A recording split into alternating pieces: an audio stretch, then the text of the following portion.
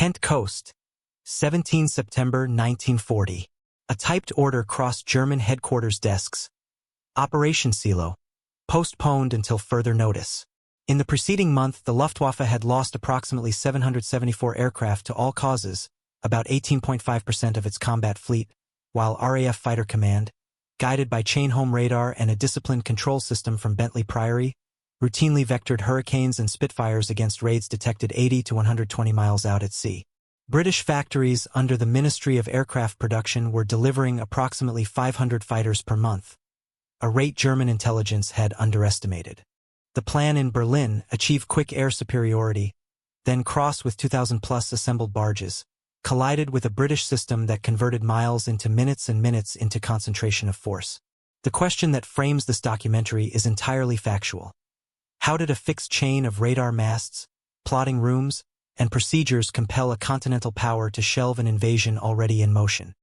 Artifact, Führer Directive No. 16, a 5-page typed directive bearing Adolf Hitler's signature, dated 16 July 1940, outlining terms for the invasion of Britain and establishing air superiority as the operational prerequisite. Führer Hauptquartier, 16 July 1940. A staff officer laid Führer Directive No. 16 on the map table, penciled arrows crossing the channel toward Kent and Sussex.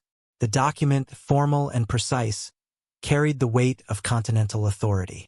It began with a statement of intent. Since England, in spite of her hopeless military situation, shows no signs of willingness to come to terms, I have decided to prepare a landing operation against England and, if necessary, carry it out. The aim was explicit: eliminate the English homeland as a base and, if necessary, occupy it completely. The directive presumed the rapid defeat of RAF Fighter Command as the absolute prerequisite for a landing. Without air superiority, no invasion fleet could cross. German planners had assembled barges, tugs, and transports in channel ports from Antwerp to Le Havre. More than 2,000 vessels by mid-September. The timetable was compressed.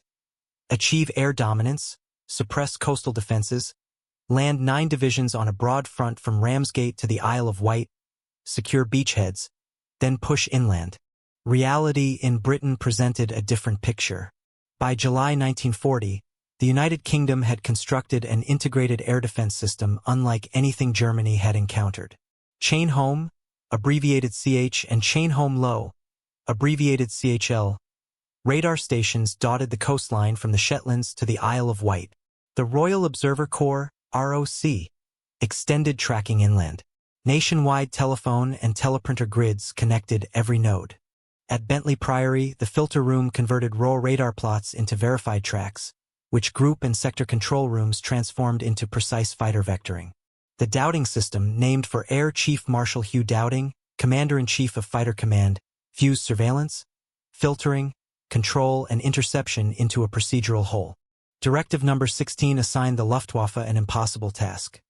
Destroy an opponent who could detect raids 80 miles out, scramble squadrons with minutes of notice, vector fighters to altitude and heading, and concentrate force at the point of interception.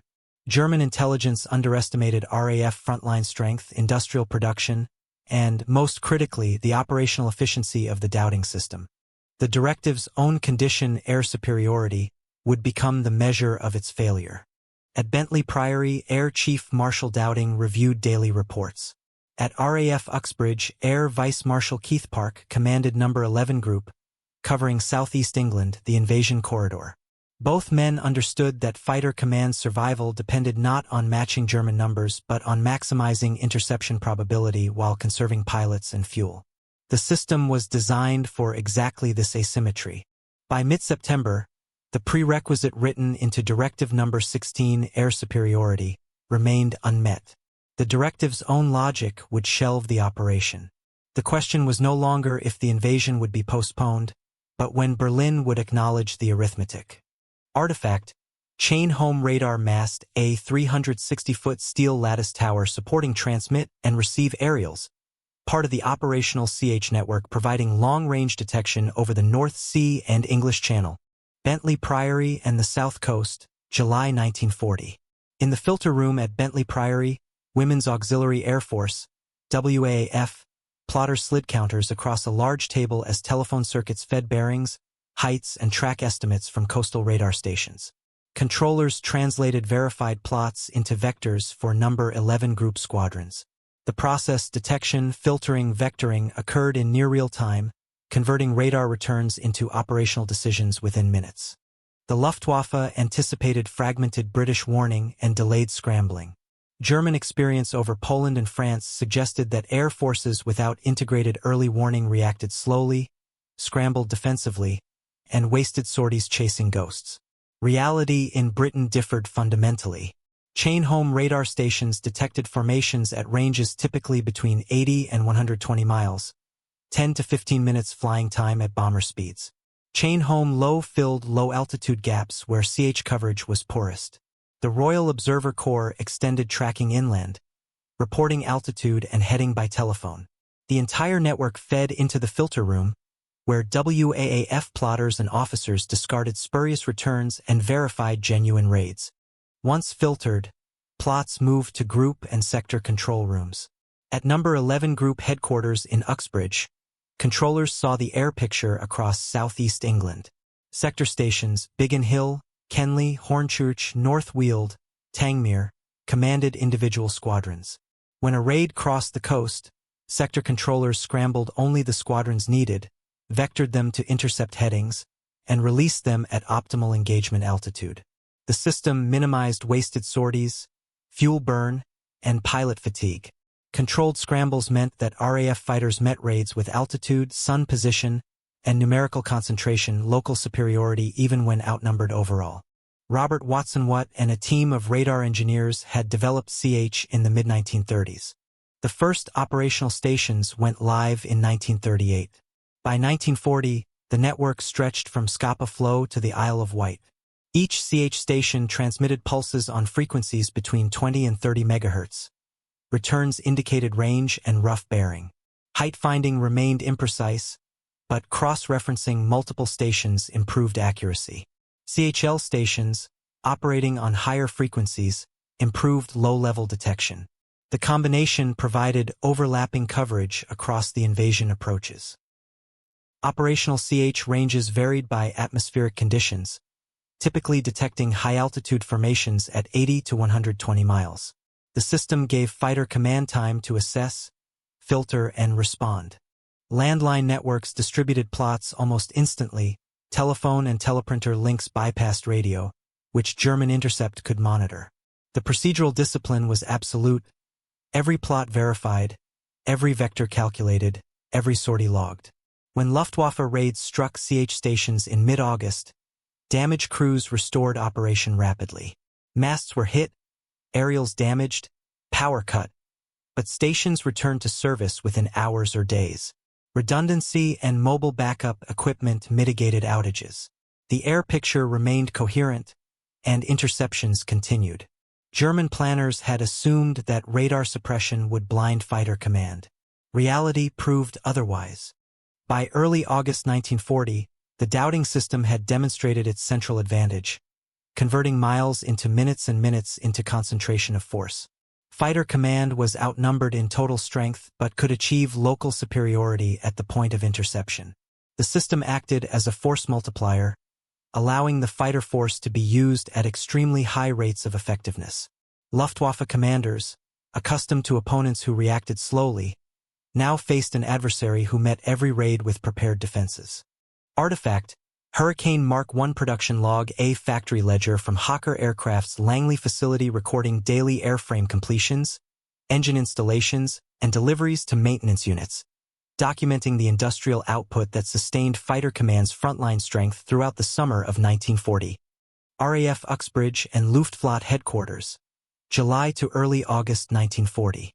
At number 11 Group headquarters, wall boards displayed squadron readiness. Aircraft serviceable, pilots available, fuel states, ammunition loads. Across the channel, Luftflotte 2 and Luftflotte 3 assigned Gruppen for Adlerangriff Eagle attack, the campaign to destroy Fighter Command. Both sides tracked numbers, but German intelligence operated with flawed assumptions. German estimates in July 1940 placed RAF Fighter Command frontline strength at approximately 600 aircraft, with reserves insufficient to sustain operations beyond a fortnight of intensive combat. Reality differed sharply. Fighter Command's established strength stood at approximately 1,400 aircraft on paper by late August. Actual serviceable strength fluctuated daily, typically between 700 and 900 operational fighters, but losses were replaced rapidly. The Ministry of Aircraft Production, under Lord Beaverbrook, had reorganized factories, streamlined component supply, and accelerated repair depot throughput. Storage units fed squadrons. Repair units rebuilt damaged airframes within days. The Hurricane Mark I and Spitfire Mark I dominated RAF fighter strength. The Hurricane, designed by Sidney Cam, carried 8.303 caliber Browning machine guns and was optimized for bomber interception. Sturdy construction allowed battle damage and rough field operations. The Spitfire, designed by Reginald Mitchell, matched the Bf-109E in performance, with Rolls-Royce Merlin engines running on 100-octane fuel and constant-speed propellers. Both types used gun sights, RT radio, and oxygen systems standard across Fighter Command. The Ministry of Aircraft Production reported output for May through August 1940, 4,578 aircraft, including approximately 1,875 fighters. Weekly outputs in July and August sustained frontline replacements. Fighter Command lost 426 aircraft in August alone, but production and repair kept squadron availability stable. German intelligence did not account for this industrial tempo. Luftwaffe planners expected attrition to collapse RAF resistance within weeks. The arithmetic failed. Fighter Command also rotated squadrons. Units withdrawn from No. 11 Group rested, re-equipped, and absorbed replacement pilots before returning to frontline status. The system preserved institutional knowledge. Experienced flight commanders and section leaders trained replacements, maintaining tactical proficiency. German units, by contrast, remained in continuous operations without systematic rest. Pilot fatigue accumulated. On paper, the Luftwaffe began the campaign with numerical superiority. Approximately 2,600 operational aircraft in Luftflotte 2, 3, and 5 combined, including roughly 1,000 single-engine and 300 twin-engine fighters. But operational realities constrained availability. Serviceability rates varied, logistics strained, and, most critically, Fighter Command's procedural efficiency meant that raw numbers mattered less than concentration at the point of interception. By late August, the exchange ratio favored the RAF in controlled engagements. When Hurricane and Spitfire squadrons met bomber formations with altitude and numerical advantage, losses skewed heavily against the attackers. Bf-109E escorts faced endurance limits. Bf-110C and Bf-110D Zerstorer proved vulnerable to single-engine fighters. The force balance, initially in Germany's favor, narrowed and often reversed locally over No. 11 Group airspace. Industrial throughput plus repair plus procedural control kept RAF squadron availability high enough to contest raids daily. The prerequisite for Directive No. 16, air superiority, remained unachieved. The numbers told the story. Artifact: Bf-109E engine logbook, A Daimler-Benz DB601 maintenance, record from Jageschwader 26, annotated with fuel consumption rates, combat sortie durations, and endurance calculations for missions over southeast England, documenting the operational constraints that limited German escort effectiveness. English Channel and South Coast, 10 July to 12 August 1940. A Channel convoy threaded past Dover. Merchant vessels in loose formation escorted by Royal Navy destroyers. Chain home stations detected inbound raids. No. 11 Group scrambled sections, not wings, preserving reserves. The Canal Phase, Channel Phase, saw the Luftwaffe probe British defenses, seeking convoy attrition and RAF exhaustion. Controlled interceptions and anti-aircraft belts complicated strikes. Standing patrols were used sparingly to avoid fuel waste. Luftwaffe doctrine allocated Bf-109E Gruppen to escort Dornier Do-17, Heinkel HE-111, and Junkers Ju-88 bomber formations. Bf-110 Zerstorer provided long-range escort. Reality proved less favorable. The Bf-110, designed as a heavy fighter, underperformed against single-engine opponents. Hurricanes and Spitfires held speed and maneuverability advantages. Bf-110 losses mounted. Bf-109E pilots faced a different problem: endurance. With drop tanks unavailable and internal fuel limited, the Bf-109E could spend only about 10 to 15 minutes over London from forward airfields in the Pas-de-Calais. Escorts often turned back before bombers reached the target, leaving formations exposed on egress. Fighter Command prioritized tactics. Hurricanes engaged bombers. Spitfires engaged escorts. Number 11 Group doctrine emphasized height and sun position. Controllers vectored squadrons to altitude before interception, typically 18,000 to 20,000 feet, allowing diving attacks into bomber formations. Luftwaffe bomber crews reported consistent, coordinated attacks. German overclaiming was substantial. Post-battle analysis revealed actual RAF losses far below German claims. Adlertag Eagle Day, 13 August 1940, brought scale but also coordination failures. Poor weather delayed launches. Communications breakdowns scattered formations. RAF interceptions continued despite German expectations of collapse. The Luftwaffe flew approximately 1,485 sorties. Fighter Command flew approximately 700. Both sides claimed inflated victories. Documented losses. Luftwaffe 45 aircraft destroyed or beyond repair. RAF 13 fighters. By mid-August, the exchange ratio denied Germany the advantage it sought. Losses mounted without reducing Fighter Command's command and control effectiveness. The doubting system absorbed raids, directed interceptions, and maintained coherence. German intelligence continued to underestimate RAF strength. Each day of operations without decision eroded the timetable for Operation Silo. Barges remained in port. Weather windows narrowed. Artifact: Biggin Hill Station Operations Record Book, an RAF logbook documenting raids, damage reports, repair timelines, and sortie counts for one of Number 11 Group's critical sector stations, showing the resilience of decentralized control under sustained attack. Kent, Sussex, Hampshire airfields, 13 to 18 August 1940. Damage reports for Biggin Hill, Kenley, Tangmere reached Air Vice Marshal Park at Uxbridge as repair teams were already mobilized. Masts at Ventnor and other CH sites were noted as temporarily down. Backup procedures and ROC coverage mitigated gaps. The Luftwaffe aimed at airfields and radar, targeting the network, not just runways. German planners expected radar suppression and sector station paralysis. Reality proved more resilient. Chain home sites, when hit, restored operation rapidly. Mobile equipment, redundant transmitters, and repair crews minimized downtime. When Ventnor CH went offline on 12 August, adjacent stations extended coverage. ROC posts filled inland gaps. The air picture degraded but did not collapse. Fallback reporting and procedural flexibility kept interceptions effective. Sector airfields absorbed damage but remained operational. Biggin Hill suffered cratering, hangar destruction, and communications damage across multiple raids. Ground crews filled craters, rerouted telephone lines, dispersed aircraft to satellite fields, and maintained operations.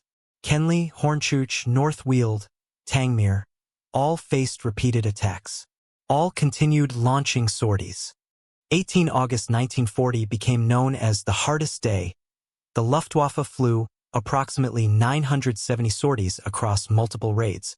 Fighter Command responded with maximum effort. Documented losses for 18 August. Luftwaffe approximately 69 to 71 aircraft destroyed or beyond repair. Bombers, fighters, reconnaissance types. RAF losses, 39 fighters destroyed, with additional damage. Both sides suffered heavily, but the exchange ratio remained unfavorable to Germany. A Göring directive from this period made the Luftwaffe's intent explicit.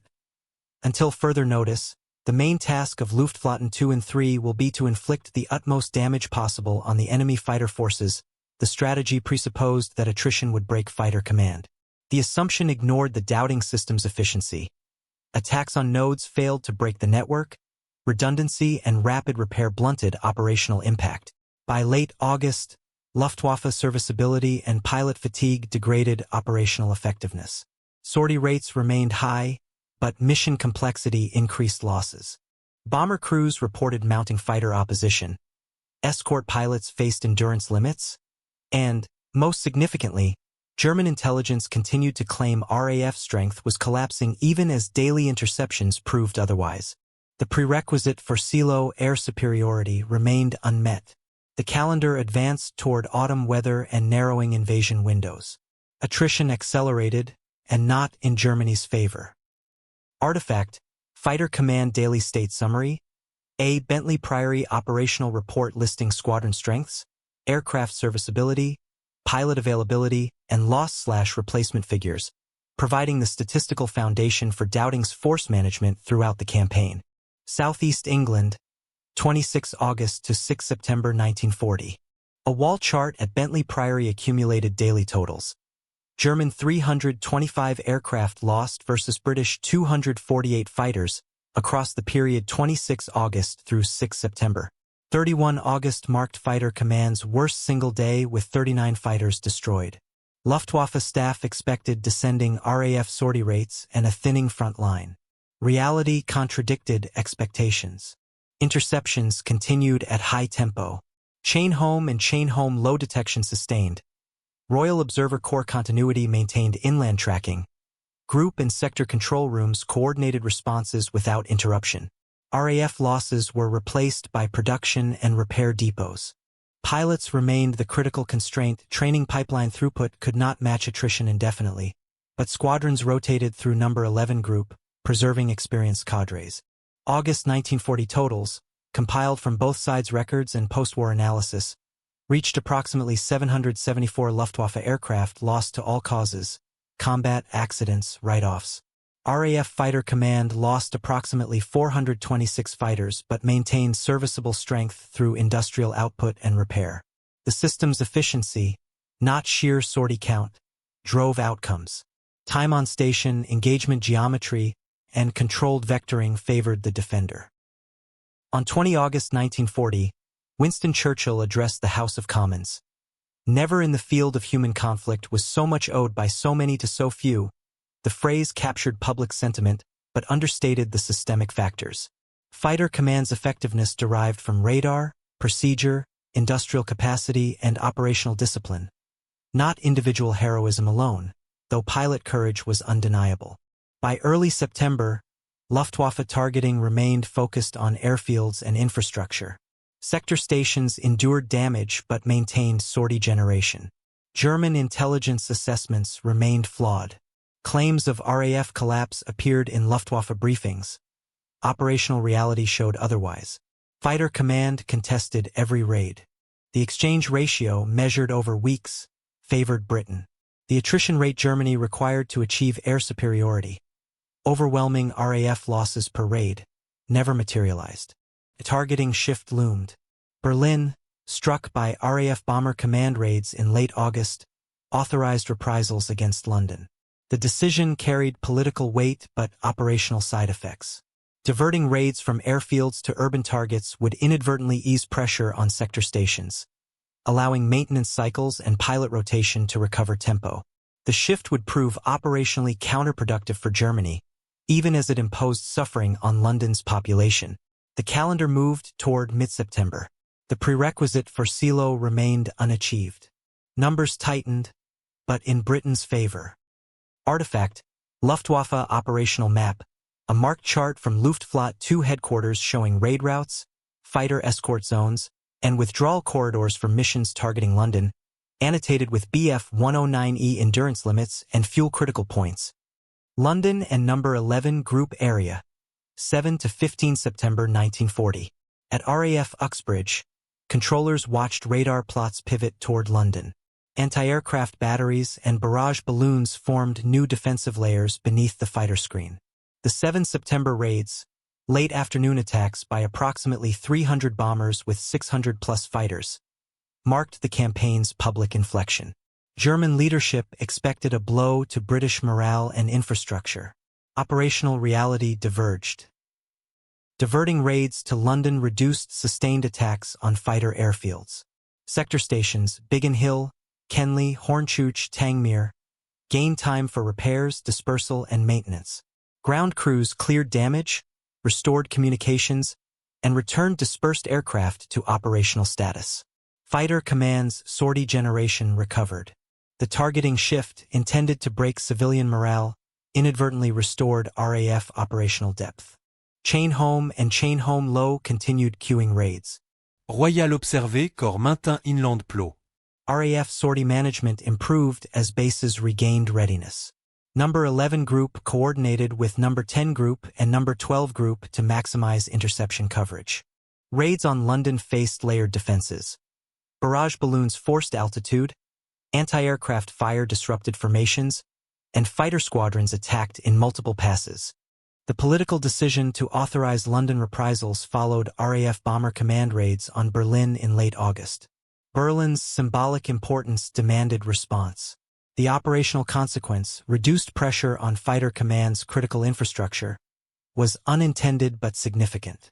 By early September, sector stations stabilized, pilot rotation resumed normal patterns, and squadron effectiveness improved.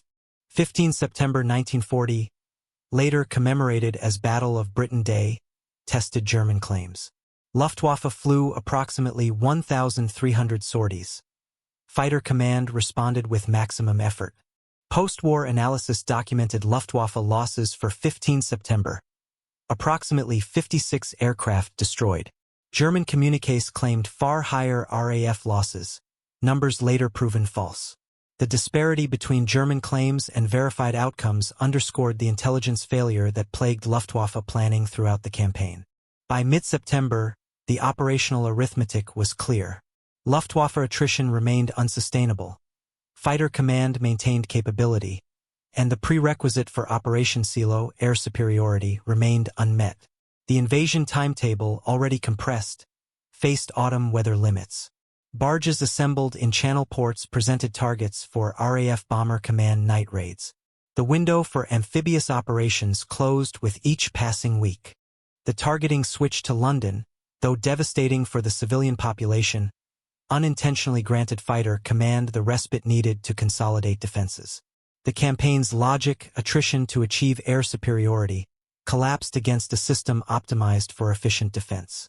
Artifact, BF 109E Pilot's Notes, a technical manual detailing fuel capacity, consumption rates, endurance profiles, and operational procedures for single-engine fighter operations over England, illustrating the physical limits that constrain German escort doctrine.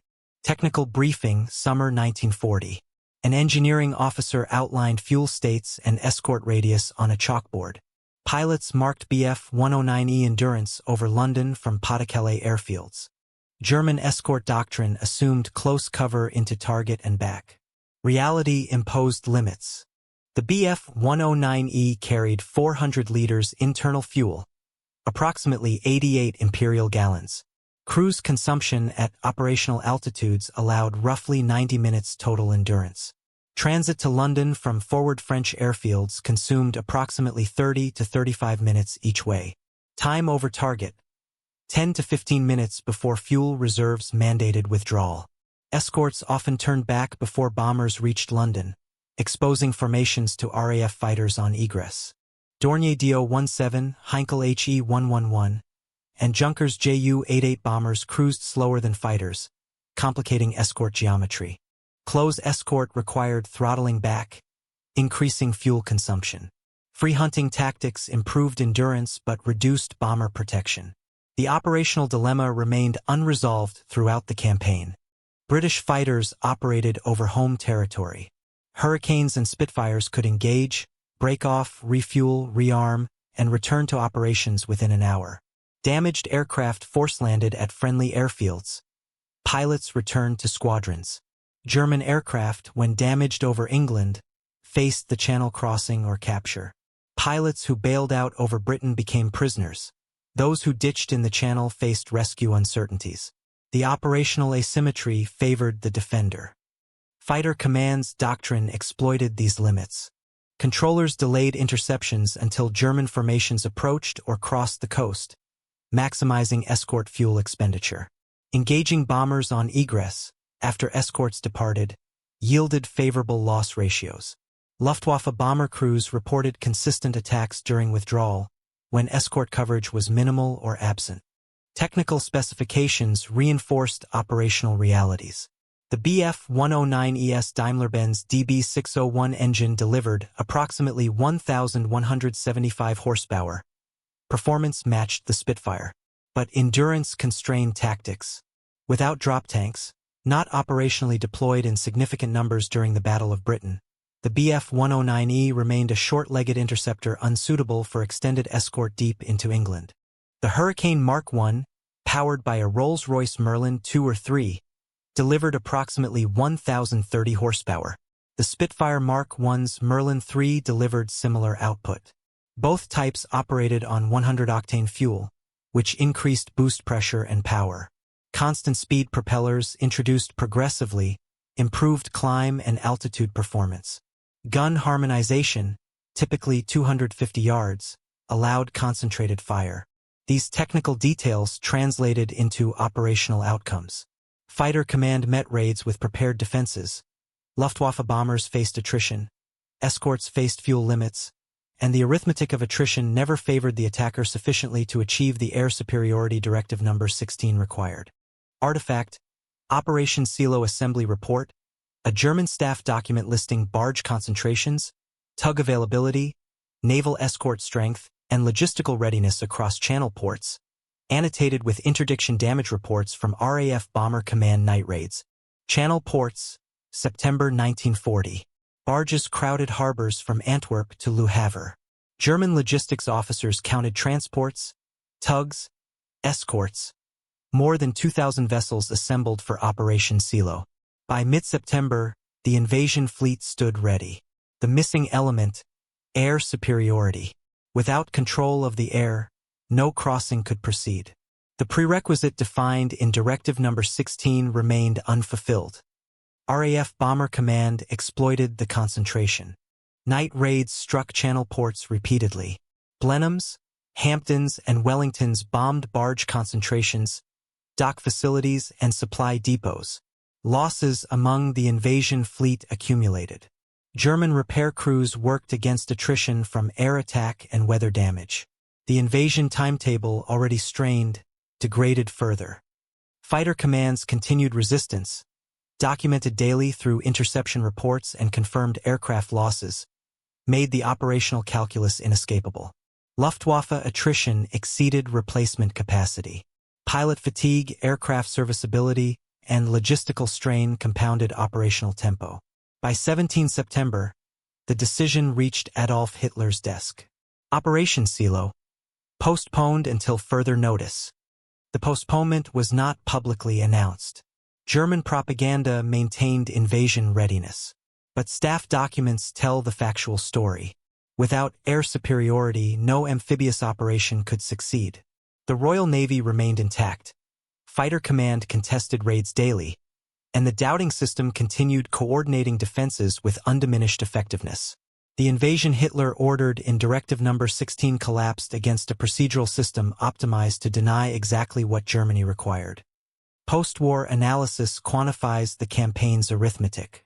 Luftwaffe total losses, 10 July through 31 October 1940. Approximately 1,777 aircraft, all causes. Fighter command losses same period. Approximately 1,044 aircraft, with 915 pilots killed or missing.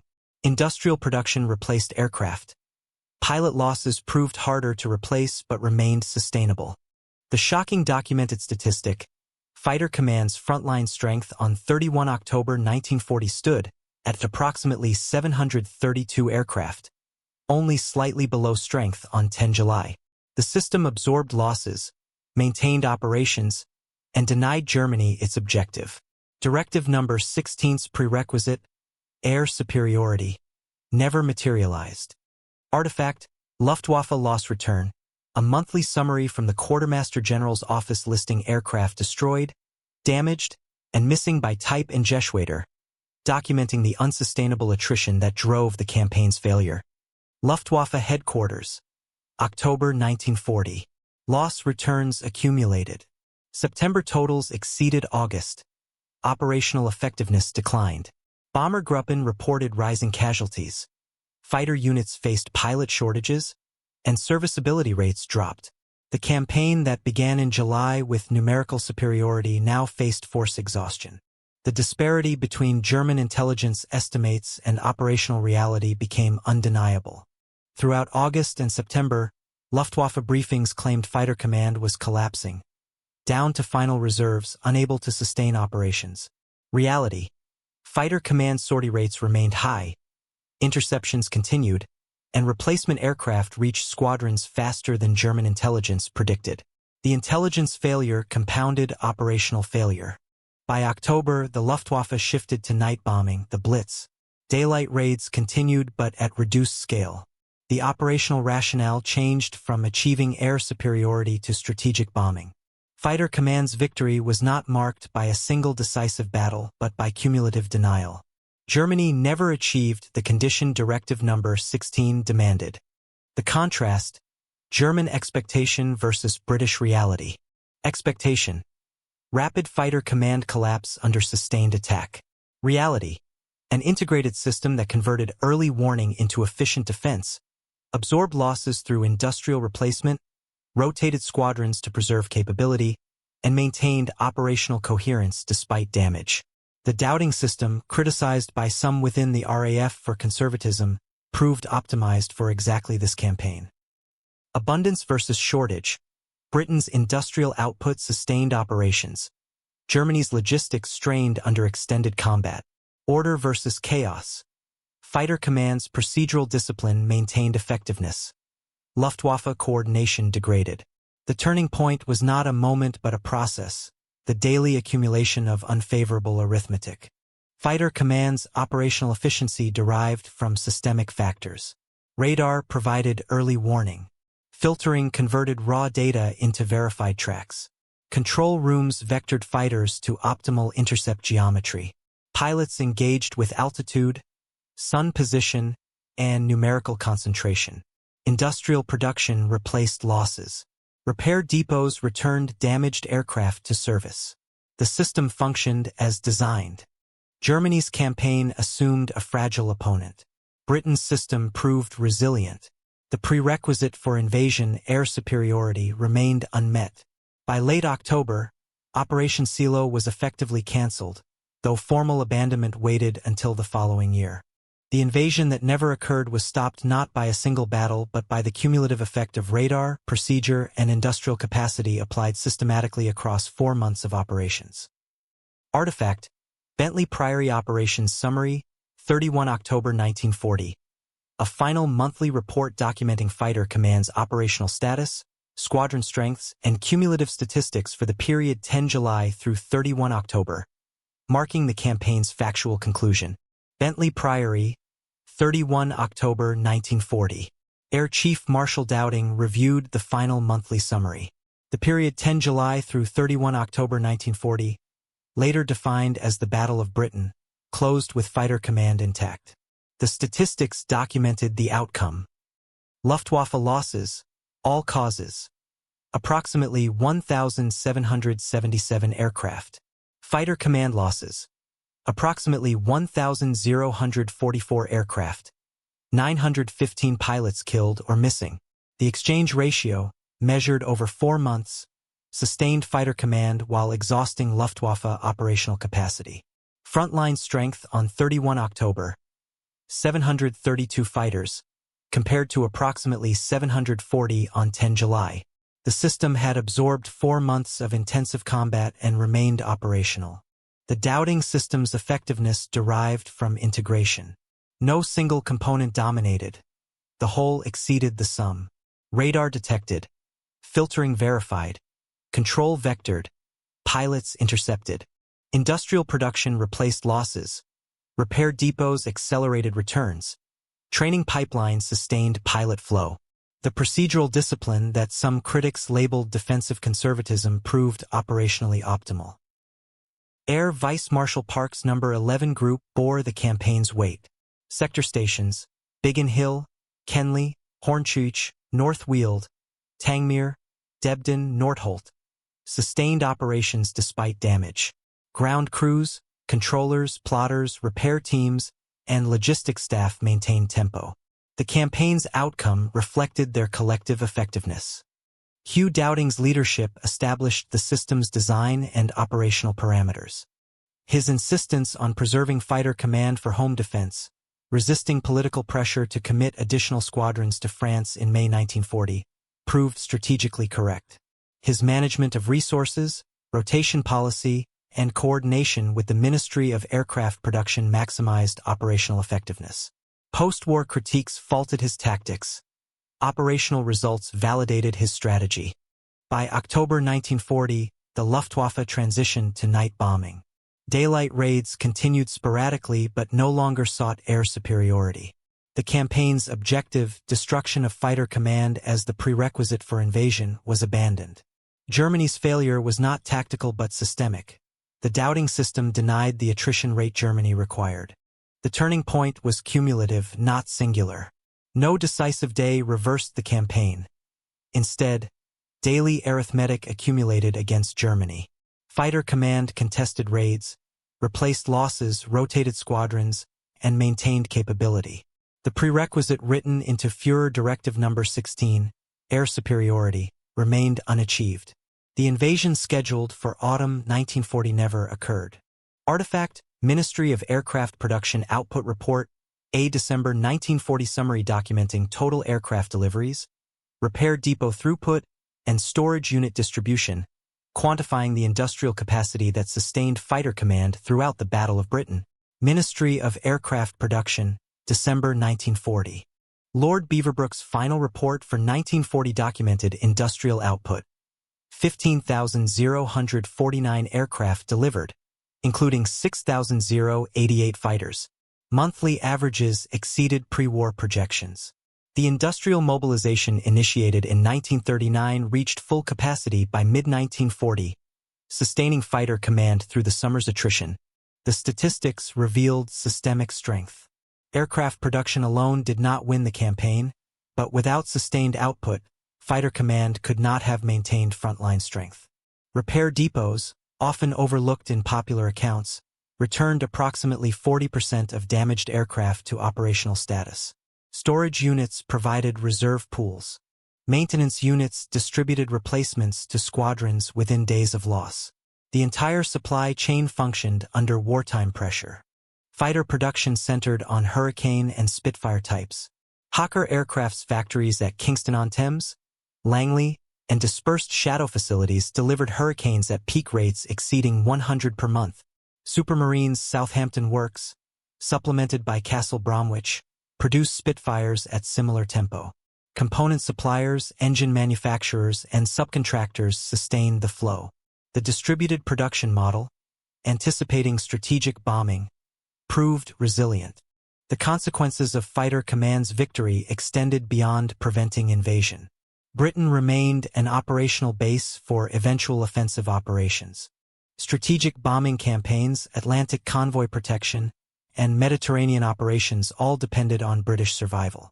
The Dowding system's effectiveness in summer 1940 preserved the platform for subsequent Allied strategy. The domino effect. Had fighter command collapsed, Operation Silo would have proceeded.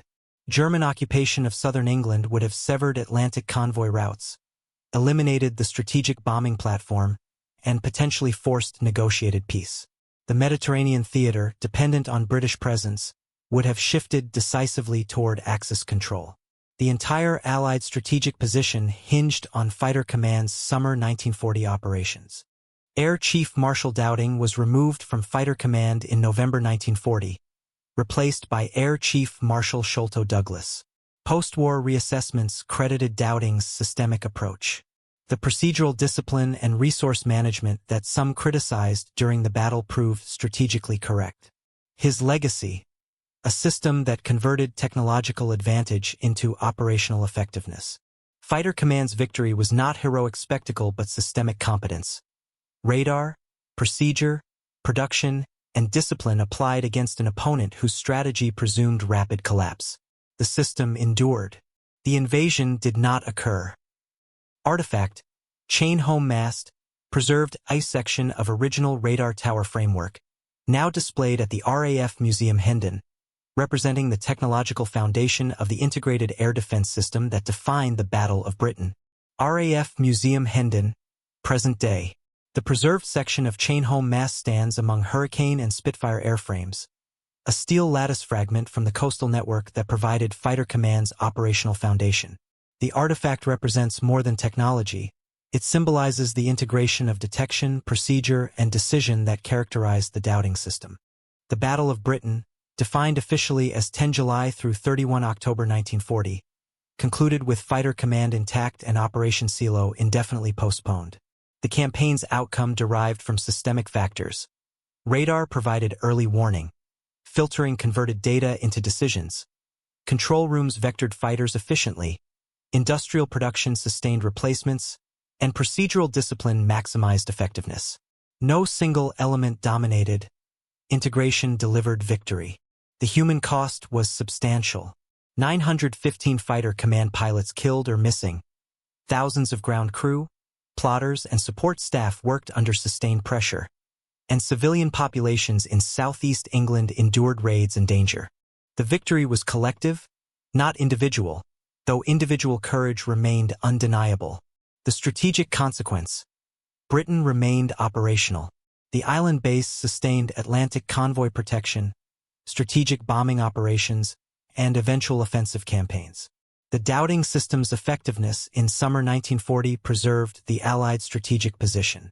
Had Fighter Command collapsed, subsequent Allied strategy becomes hypothetical. The technological legacy. Integrated air defense became standard doctrine. Post-war air forces adopted the principles demonstrated in 1940, early warning radar, centralized filtering, decentralized control, and procedural discipline. The Dowding system's architecture influenced Cold War air defense networks, including SAGE in the United States and similar systems across NATO. The historical lesson. Systemic competence defeats numerical superiority when integration, procedure, and industrial capacity align. The Luftwaffe's numerical advantage in July 1940 could not overcome Fighter Command's operational efficiency. The prerequisite written into Führer Directive No. 16, air superiority, required not just winning engagements but breaking the opponent's system. The Dowding system proved unbreakable under the conditions of summer 1940. The memorial at Capel-Louferne overlooks the channel, inscribed with the names of pilots who served in Fighter Command during the Battle of Britain. The site commemorates individual sacrifice within a systemic victory. The aircraft, radar masts, and plotting tables now preserved in museums represent the procedural integration that converted technology into operational effectiveness. The question posed in the prologue, how a chain of radar masts, plotting rooms, and procedures compelled a continental power to shelve an invasion, finds its answer in cumulative arithmetic. The Dowding system denied Germany the attrition rate required for air superiority. Fighter Command maintained operational capability despite losses. Industrial production sustained replacements. The invasion prerequisite remained unmet. The factual conclusion. Procedural discipline, technological integration, and industrial capacity, applied systematically, defeated a numerically superior opponent seeking rapid decision. The Battle of Britain was won not by heroic spectacle but by the daily accumulation of operational efficiency. Radar returns converted to fighter vectors, losses replaced by production, squadrons rotated to preserve capability, and control maintained despite sustained pressure. The system endured. The invasion never occurred. The historical record documents the outcome. The Dowding system, radar, filtering, control, and procedure prevented Operation Silo not through dramatic reversal but through sustained denial. Fighter Command's victory in summer 1940 derived from integration, technology, industrial capacity, and operational discipline applied against an opponent whose strategy assumed rapid collapse. The system proved resilient, the invasion prerequisite remained unachieved, and Britain remained operational as a base for subsequent Allied operations. The artifacts preserved in museums, chain-home masts, Hurricane and Spitfire airframes, operations room equipment, represent the procedural integration that defined the campaign. The memorial at Capel-Louferne honors the pilots. The historical record credits the system. Both perspectives remain factually accurate. The lesson, technological advantage, when integrated procedurally and sustained industrially, converts into operational effectiveness. The Battle of Britain demonstrated this principle across 4 months of intensive combat. The outcome was never certain, but the arithmetic favored the defender. The doubting system maximized that advantage. Fighter command endured. The invasion did not occur.